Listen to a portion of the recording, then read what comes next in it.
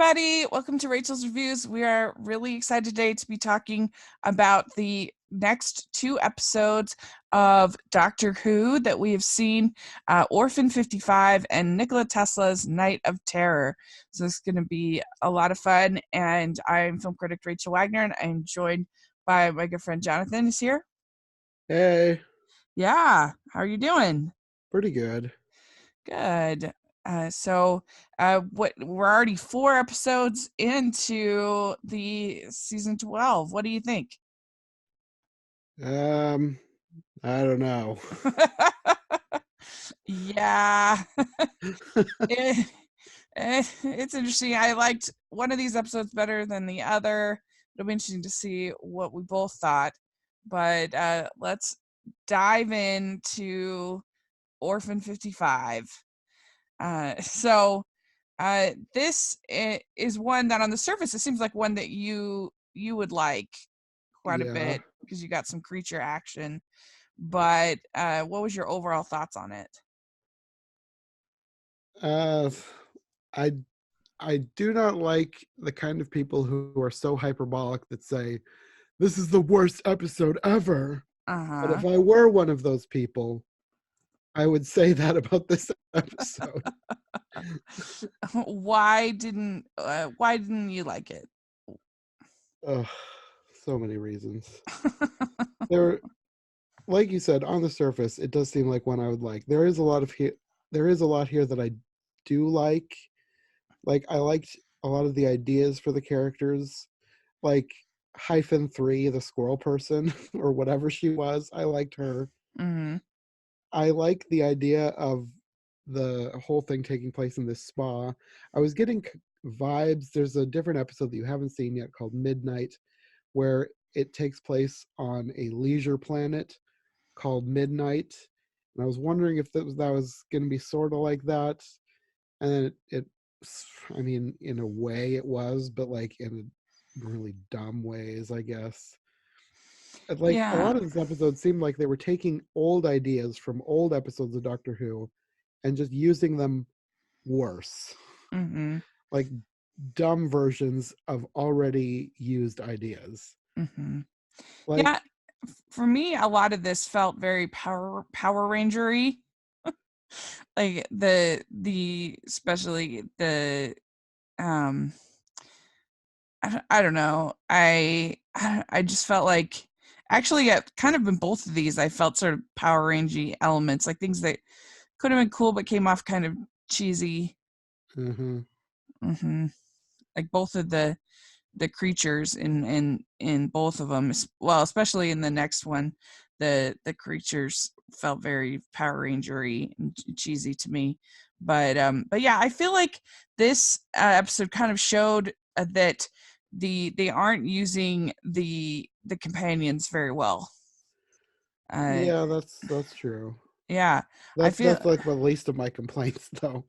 I feel like, especially Yaz, like I don't feel like we've, aside from the episode where we met her grandma, I feel like we haven't really gotten to know her at all. And most of the time, the companions are just kind of there.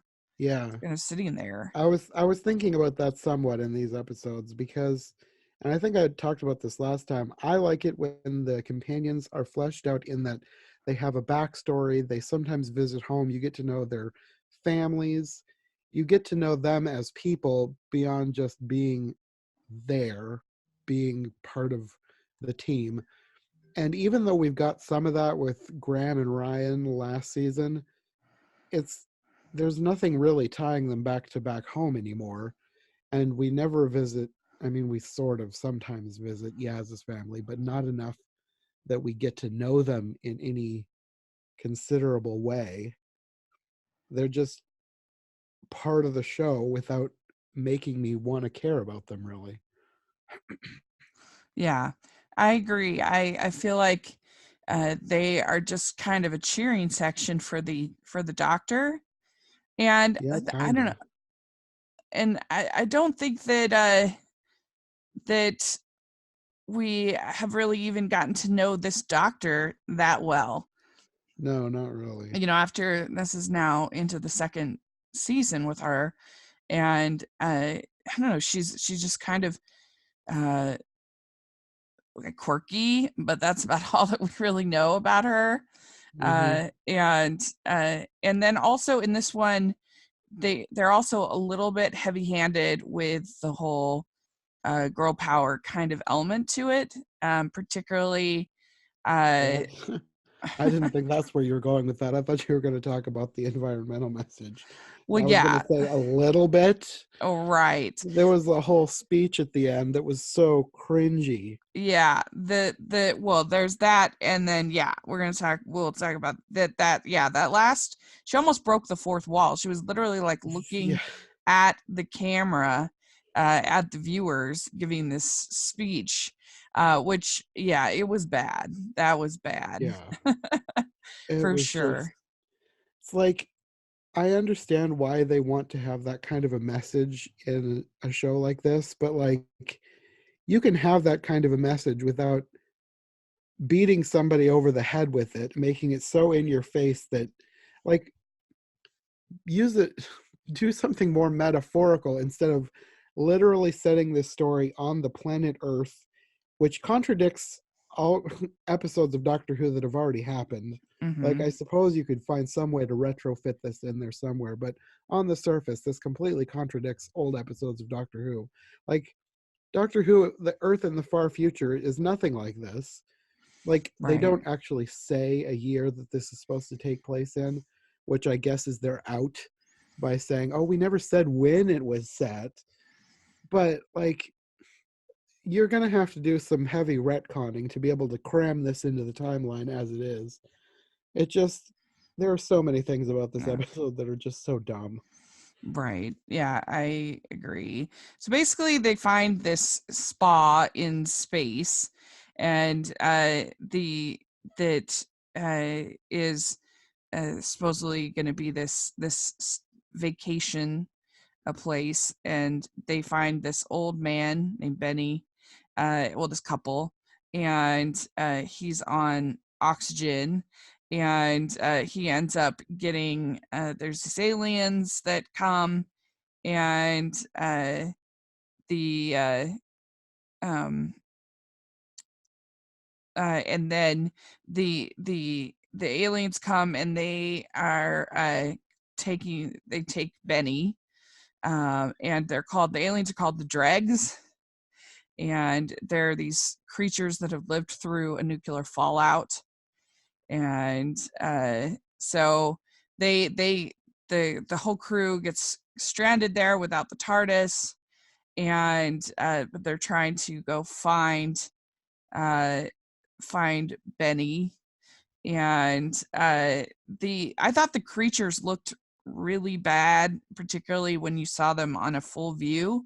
Uh-huh. Um, that they looked really cheesy, Yeah. and This yeah. would be a case where they should have done something like they did with the Slovene, where they have like the up close is a puppet like of the face, which the whole design of the creature wasn't necessarily that bad. I didn't really care for it, but I didn't think it was necessarily awful. But like, they had the whole thing as a practical effect, which normally I like, but when it's done well, and this was not done well. It was just a person in a rubber suit. It looked bad. Like Mm, with the Slovene, they had the up close be the prosthetic or the animatronic, whatever, and then for the wide shots, it was CGI with it running, so it looked more like an actual dangerous creature. This, even, I would have preferred bad CGI over this bad prosthetic yeah, me because too. it had there was no threat. It was just a big ugly rubber suit. It Hmm. looked so dumb. I I was just practically cringing through most of this episode. It was like everything I wanted it to be, it was the opposite. Yeah, yeah, yeah. Even I even thought that Benny and Vilma were kind of cringy. The They old were just people. they were just recycled characters from a different episode that I really liked. Hmm. Like, there's an episode that you haven't seen yet from, I believe, season 4 or maybe 5. So an early season. It was a Christmas special called Voyage of the Damned, taking place on a cruise ship, a space cruise ship, modeled after the Titanic. And there was this couple. I remember the wife's name was Foon. I don't remember why I remember her name, but her name was Foon. Her husband gets killed and she sacrifices herself to save the rest of the crew. That's exactly what happened with this. Mm-hmm. They just recycled this old, better used idea from a different episode into this old couple. Right. It just annoyed me so much because I knew exactly where this was going and it happened exactly like in the other episode. Yeah. Yeah. So there's this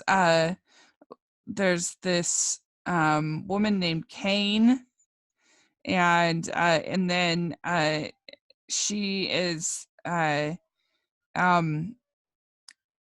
so she's kind of running the spa, and then there's the daughter of Kane named Bella, who kind of becomes she ends up escaping with Ryan, and via transporter, and But you don't know that they're mother and daughter at the beginning. It's like this right. big reveal that it didn't really affect me in any way. It was like, No. really, this just feels like a cliched trope at this point. It didn't feel like, it felt like they were going for some grand, shocking reveal. And I was just like, really? You're going to throw that Yeah. in here too, on top of all this other stuff you've thrown into this episode? Right. And Bella is really bitter, and she's bitter about her mom and bitter about the whole spa place, Orphan 55, whatever. Um, and and then uh, there's another person named Cyrus, who they're going to attack the dregs with oxygen. Basically, is the plan. And so that's when we find out that this is actually Earth, and we get a whole plan on how they're going to blow up the spa, and then we get Bella and ends up kissing Ryan, and then we get a speech about that this is just one possible future of Earth, and so that's why I thought, oh, are they going to try to do like an alternate timeline or something? Like this is just, I thought, oh, is that they're going to be their out? But yeah, and then this humans, you forget how powerful you are. Be the best of humanity, or a drag instead. And the thing is about the speech is that it didn't feel like the doctor was talking at all. Like it felt like it was lines, it was a speech. Mm-hmm. It didn't feel like something coming from her character. No. So and we haven't gotten to know Bella at all we know is that she's angry. Mm-hmm. And so they're basically they're able to fix the transporter, they're able to evacuate, and they leave Bella and Kane behind to fight the dregs. And This was so everybody, stupid. yeah. It's really They dumb. literally have a time machine. They could have gone back to pick them up. Even though they escaped, they could have Yeah, just gone back to the right. second after they got in the teleport machine. It's so dumb. I'm just so annoyed with this episode. Yeah.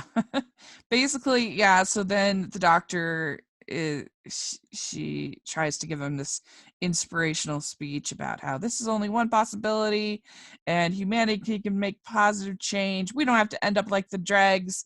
It's going to be great. But yeah, it wasn't great. It wasn't the No. best. The Council of Geeks guy that I watch his videos, he, he said, he was like, this episode is like a brick to the face. Yeah, It's, basically. yeah. So it wasn't the best. It wasn't the best, that's for sure. And it just didn't even have like a cool environment. It felt like, oh, did they just go to this like office building somewhere? And Mm-hmm. so yeah, I think that I liked this one less than I really disliked the one last season with the spiders and the fake Donald Trump Mm. guy. But I think I would rather I watch that than this. I liked the spider one a lot better than this one. Yeah. And I wanted to like this one. Like at the beginning, it seemed like it was going to go in a great direction, and then it just spiraled downhill and got dumber and dumber and dumber until Yeah, the end when it just imploded with stupidity. right. Yeah, it's interesting. I mean, people, recently they had this movie, Black Christmas, and oh my gosh, it was so bad. It was like they had a good message about female empowerment and everything, but they forget that you have to have characters that we like, and you have to have Mm-hmm. situations that draw us in, and then that's when the message becomes powerful. When it's message first and story second, it doesn't work. Mm-hmm. Yeah. Doesn't work. So, all right. Well, let's talk about Nikola Tesla's Night of Terror. This was definitely better, don't you think? Oh yeah. Yeah. I didn't love it, but miles better than Orphan 55. Right. So we meet Nikola Tesla. I was a little bit confused that why he didn't have an accent. Doesn't Nikola Tesla have an accent? I'm not really sure. Yeah, I think he does. So I was a little confused by that. But anyway, we meet Nikola Tesla at Niagara Falls. He's trying to get investors, but they think he's a crazy person.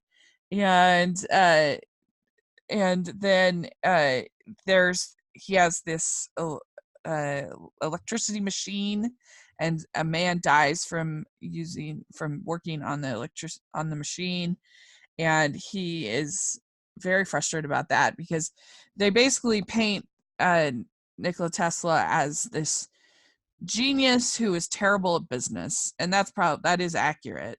Mm-hmm. Whereas you had Edison, who was the genius who was good at business, and and Mm-hmm. and I think it's pretty historically accurate that Edison was not a very good person. He was Yeah. a bad man in business, to use the Hallmarkies phrase. He, he was pretty unscrupulous. Yeah, that's from what I've read about him. Yeah, that it seemed like a pretty accurate depiction. Hmm. Yeah. So there are these circle alien balls called the Orb of Thessers, and they store information, and the idea is to share legacy after the people are gone. And so uh, they've been kind of but they've been kind of changed, repurposed with energy to have uh, to be more harmful. It would be a problem. But if we find there's the green balls, and uh, and the doctor and them show up, and she says, "Don't suppose you've been seeing anything weird around here, have you?" And there's a man with a alien gun and electricity from his hands. And he has red eyes, and we find out it's a Silurian gun. So what did you think of these orbs and the whole Silurian thing and all that? Well, I was I mean, I like the idea that like these creatures are basically scavenging tech from all these different worlds, but it seemed weird to me that they had the Silurian Blaster in there as alien tech, Uh-huh. because that's that's really the only one I recognized. There might have been something else there that was from another episode, but Silurians, and I can't remember if you've seen any episodes with them or not. They're basically lizard creatures from millions upon millions of years ago in human history or Earth history. Uh-huh. So the Silurian Blaster is not alien tech, it's from Earth, just ancient Earth. Mm. So why do these aliens have it? Like, where did they get it? The Silurians are extinct. It just, that part made little sense to me. Oh, But interesting. that's probably just a nitpick on my part. I'm sure they have some explanation they could come up with as to why one is now existing in the 1800s, but whatever. Mm-hmm. Other than Yeah. that, I did like the overall idea Mm. of these scavengers just repurposing alien tech, but nothing really stood out to me as like, oh, that's really cool. Like, I feel like they could have done more with that. My biggest problem with this episode was just kind of boring. Yeah. Yeah. And it got, this one also got kind of Power Rangery to me, the villain and the scorpions and Like, everything. the villain was the villain is when we watched the trailer and I said that I thought the Rachnos were coming back. That was this villain. So this was not the Rachnos. So we're not seeing the Rachnos again. It's just this alien queen.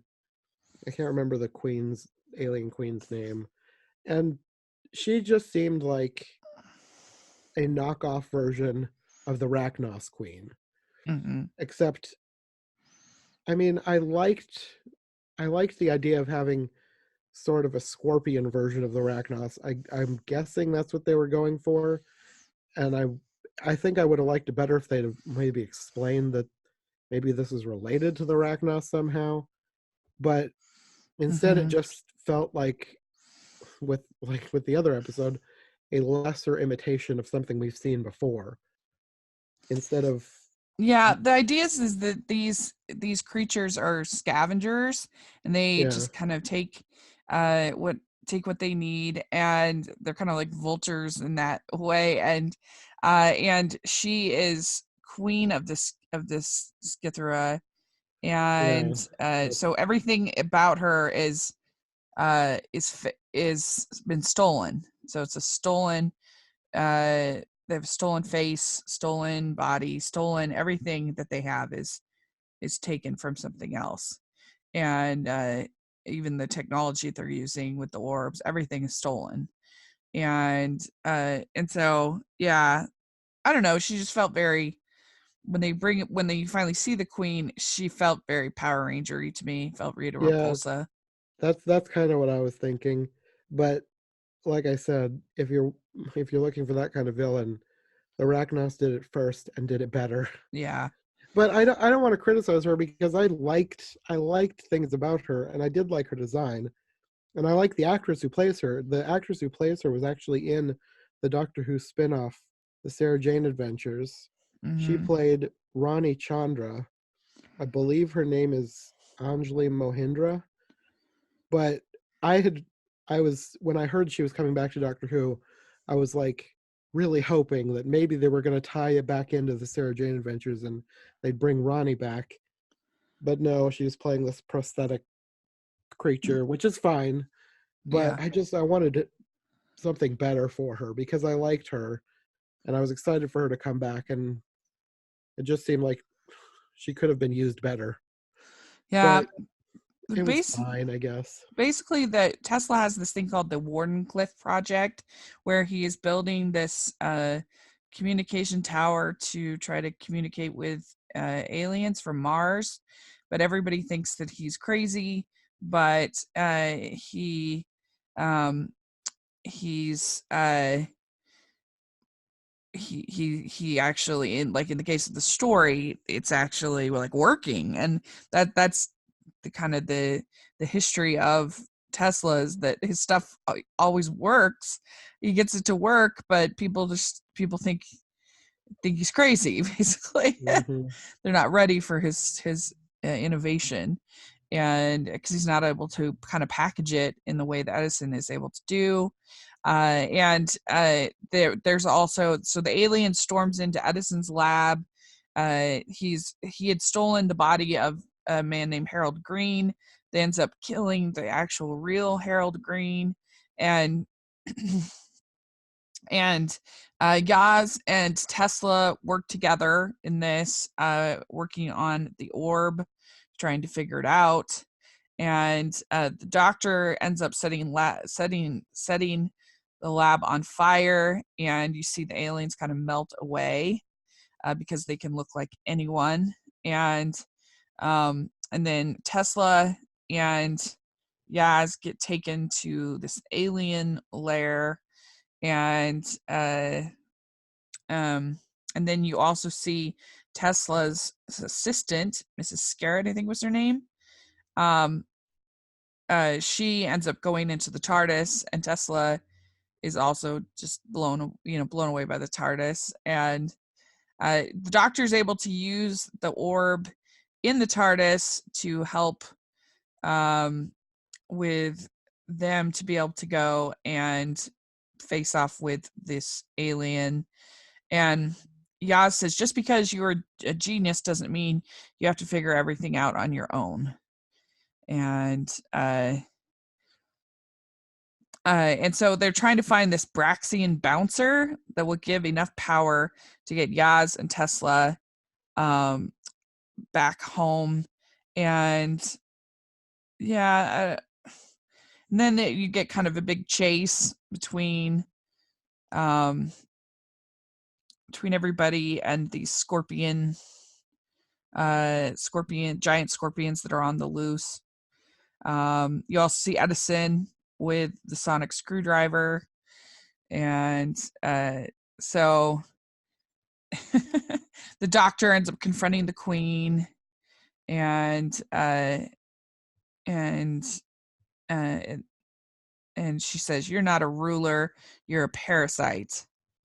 And she says, "Have you seen?" And the Queen says, "Have you seen the dead planet?" And she says, "Well, I'm not going to be fooled by the same trick twice." And that's when the Wardenclyffe Tower goes off, just destroys the aliens, and you kind of see Tesla and Edison sort of make up at the end a little bit. But I don't know. It was just kind of a lot of, monsters chasing people around. It felt a little bit like sort of like a B movie kind of a feeling. Yeah, that's probably a good way to describe this one. Mm-hmm. And it was nice that Yaz got to do a little bit, but we still don't know a ton about her. And then the other companions weren't in this hardly at all. Mm-hmm. So, yeah. Yeah, like I said, this one was more just fine rather than amazing or awful. It was just fine, which I suppose is probably not that great anyway. You Right. want to be going for something more than just fine. Yeah, I feel like what they've done with the Doctor is they've just kind of made her, she's a quirky inventor, and that's kind of all that we've gotten to know about her. That kind of is a good description of the Doctor overall, the character's history. He always has been kind of a quirky inventor, so this new version isn't that different. But the Doctor's always also been a lot more than just a quirky inventor, and right now it doesn't seem like they're using her to her full potential. Yeah, but I didn't see that as much in Peter Capaldi, that him disassembling things and in kind of inventing. I feel like they're kind of leaning into that with her. Yeah, they probably are a little more than they have been. I guess I can see that. But I don't know. There's a side of me that thinks that they are sort of apologizing for the choice to cast a woman, and then the same thing that they are. I don't know. I just don't feel like, maybe not apologizing isn't the right word, but I don't feel like they're super confident.